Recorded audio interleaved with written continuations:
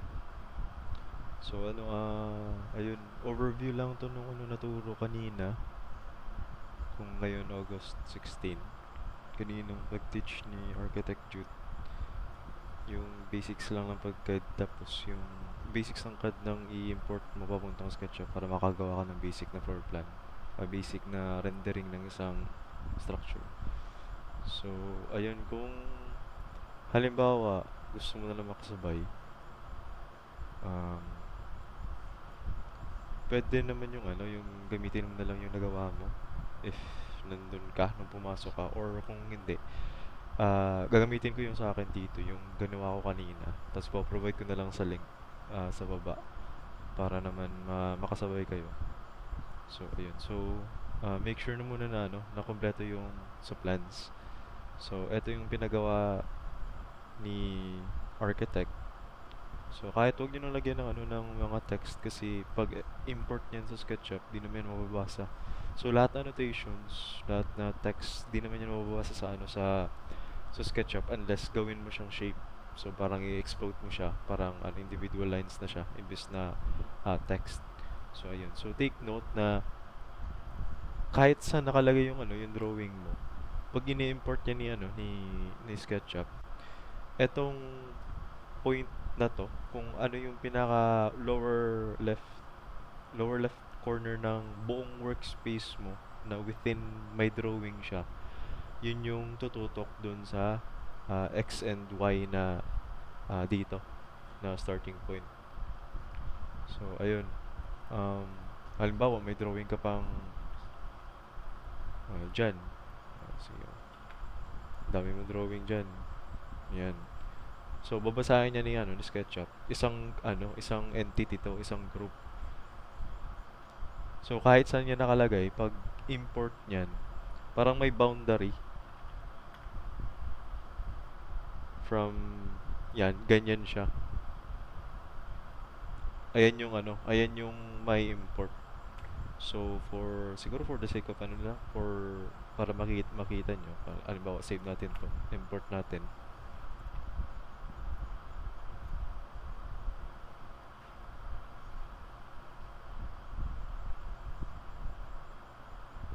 Tagal. Yun. Etong A4. Ayan o. 'Di ba yung pagtutok natin kanina, nandito yung niya, yung starting point. Tapos ayan. Tapos yung overall niya, shape niya, etong buo. Ayan. Kasi nabasa siyang isang entity. So ngayon, at least na-import na natin. At sige, try natin import ang tama. Delete natin to. Punta tayo ng AutoCAD. Delete nyo yun yung iba. Gitna nyo yan. Tapos save. SketchUp. And import. Ayan. So, eto lang yung kukunin niya. So, take note na lang siguro dun. Kasi kung halimbawa, ah, tapos na yung plans mo, tapos na yung sheets, nagawa mo na yung sheets, nagawa mo na yung elevations, etc., yung mga details, yung blow up. Pero sa perspective, gagawin mo pa lang. So, ang much better na approach dyan, para hindi nyo masama yung lahat ng ginawa nyo dun sa drawing, ay sa workspace nyo. Gawa na lang kayo ng separate na file, tapos ilagay nyo lang dun kung ano yung ah, required para gumawa ng perspective. So, usually floor plan lang naman dun. So, pag ako na gumawa ako ng plano, kukunin ko yung floor plan doon sa original na file, gagawa ako ng bagong file, ilalagay ko lang doon. Ayun, tapos i-save ko na for SketchUp para madali siya mahanap. So, ayun. So, eto na-import na, di ba? So, pag import, usually, kasi sa most recent na versions ng SketchUp, kung yung ah, kumbaga yung data ng line, halos na-import na din siya. So, anong characteristics nung block, nung line. Hindi. Yung block pala yung block. Halimbawa, pag may block ka, na-i-import na din siya. So, Dito sa SketchUp, ang tawag sa kanya components, hindi block. Pero iisang ano lang siya, iisang meaning lang yan siya. So, magagamit natin yun mamaya. So, halimbawa, eto. Ayan. Paggagawa ka lang ng ano, ng mga shapes, ang first intuition natin dyan, syempre, gagawa ka ng mga line. Line ka. So, eto yan, yung mga tools mo. Ito yung pang line, tapos ito din yung pang rectangle.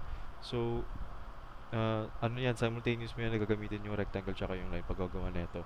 Pero, sa akin kasi, ang ginagawa ko, ito na yung part na ano, na nagpapadali sa akin. Halimbawa, eto, kunin ko yan, ika-copy ko dito. Para meron akong, nandito pa rin yung reference ko. Tapos eto na yung pwede kong galaw-galawin. So at least hindi na ako mag-i-import ulit. Kasi halimbawa, malaki na yung project mo. Um, nag-edit ka mismo agad dun sa tingin na import mo na floor plan. Though pwede naman yun, pero syempre kung ang mas maganda at least may reference ka kung nung ano na yung mga next mong ah, gagawin 3D. So, halimbawa eto. Ayan. So eto, i-explode ko. Explode.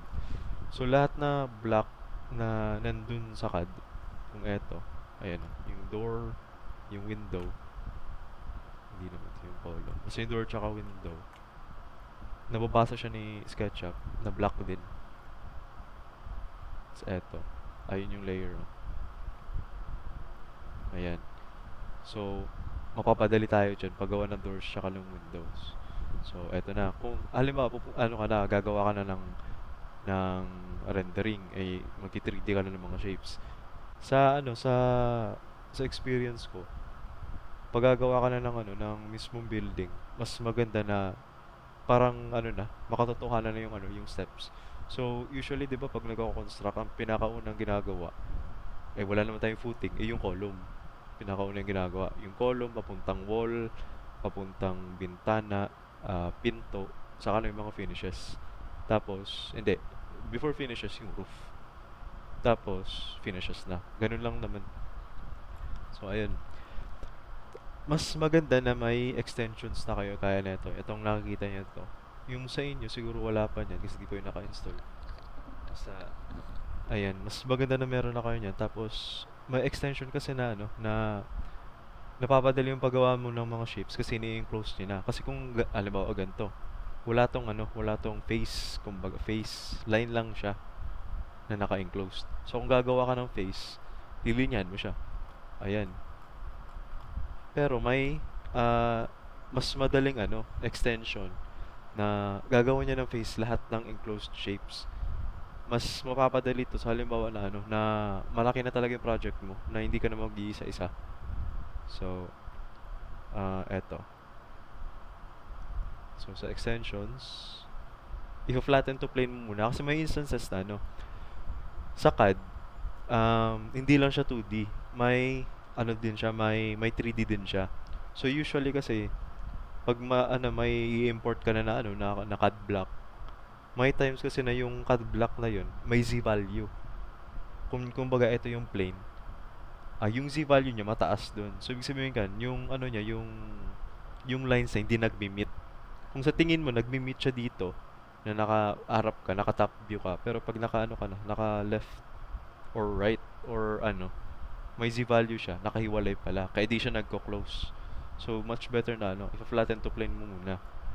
Pagka-flatten to plane, ayun naka-highlight mo, yan yung na-highlight mo, face creator, ano. Lahat yan, ginawa niya na ng face. Di ba madali? So, ito lang yan na, ano, na inner of flatten to plane tsaka inner of face creator. Nasa ano yan, nasa extension warehouse ni Trimble. Trimble yung company, SketchUp yung app. So, ayun. Then, ang naturo kasi yung kanina, gagawa ka ng shape, tapos, hindi, gagawa ka lang ng 3D shape, tapos saka mo i-group. Ako, mas preferred ko na, eto pa lang na 2D, gagawin mo ng group. Make group na. Saka mo siya i-edit. So, 3 meters. Ayan. Tapos, delete mo na lang yung mga unnecessary lines. Dito pa lang, i-delete mo na para in the long run, di ka linis ng linis, sayang lang oras mo. Tapos ayan na, 'di ba naka-group na 'yan. Ito importante 'to, yung paggamit ng group tsaka components. Nidiin niya ni architect na dapat lagi kang gumagamit ng components tsaka groups. Kasi sa pag-organize mo pa lang ng mga ah, elements sa SketchUp, yung mga shapes, mas mapapadali yung mga revisions kung meron. So eto, di ba naka-group na siya? Gagawin natin na component, make component.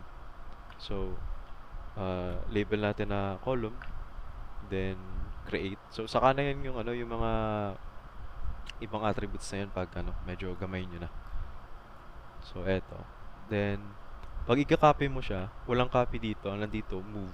Tapos ito, basahin nyo lang halos lahat ng mga function, mga tools dito, may mga alternative function siya. Napipindutin nyo lang, malalaman nyo lang dito sa baba. So eto ba, 'di ba? Pag pinindot mo yung control, magsa-cycle yung copy. Malalaman mo lang yan pag itong cursor na to, yung red, may plus, ayan o. So, click mo lang yan, reference point, then, pwesto mo lang dyan, tapos click mo lang ulit. Pwede din, yung naturo ni architect na recently ko din lang nalaman. So, halimbawa, kakopy ka. Kung i-copy mo, same distance lang naman. Kunyari, pag ni-copy mo to dito, same distance lang naman. Pwede mong i-type x2, enter, tapos meron na yan dito. Di ba kanina wala? Ayan. So, next naman, syempre dito, maglalagay ka na naman ng mga ng mga column. So, select mo na lang lahat. Pwede naman na ganito.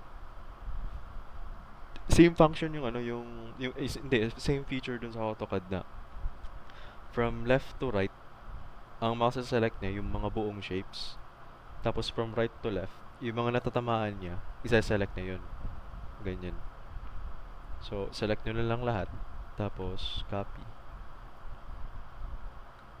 Then, x2 ulit.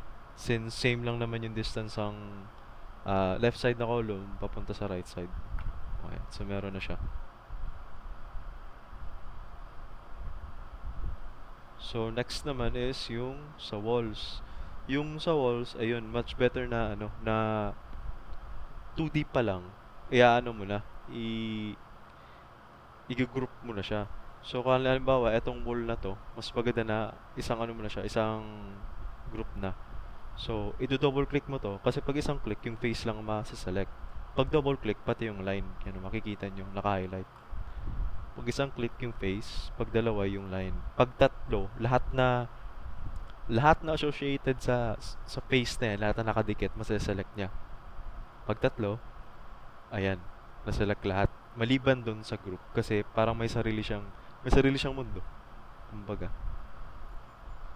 So, double click, then hold control para mag-add siya, ayan, mag-add. Kasi pag itatap nyo lang, walang mangyayari. Hold control, double click nyo ulit, then right click, make group, saka nyo na i-edit.